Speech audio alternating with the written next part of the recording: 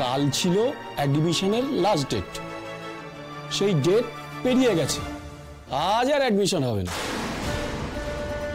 হবে না মানে? হবে না, কারণ আমাদের নিয়ম অনুযায়ী এরপরে সেকেন্ড লিস্ট থেকে ভর্তি নেওয়া হয়।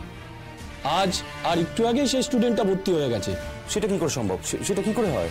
হয় মানে নিয়ম মেনে হয়। আপনারা দেরি করেছেন আসতে, কোনো যোগাযোগ পর্যন্ত করেননি। আমরা কি করে জানবো আপনারা আসবেন? আমরা তো আর হাত গুনতে পারি না। এত পয়লা সুইটটা এলাম, ভর্তি হইব না? আমরা তো ইচ্ছে করে আসিনি এমন তো নয়, আমরা একটা ঘটনায় ফেসে গেছিলাম যার জন্য আর কি। আমরা কিন্তু নিয়মটা জানি। দেখুন, এসব আমাকে বলে লাভ নেই দাদা, আমাকে যা করতে বলা হয়েছে আমি তাই করছি। না না, এটা এটা এটা আপনি করতে পারেন না। আপনি বরং ম্যানেজমেন্টের সঙ্গে গিয়ে কথা বলুন। ময়না, এসো আমার সঙ্গে, আমার সঙ্গে কথা বলছি, নিশ্চয়ই ভর্তি নেবেন। ভর্তি হবো না মানে কইতেছে তো কি নিয়ম কানুন। যতই চটেন, ধানসিঁড়ি চক্রবর্তী আর ভর্তি হতে পারবেন।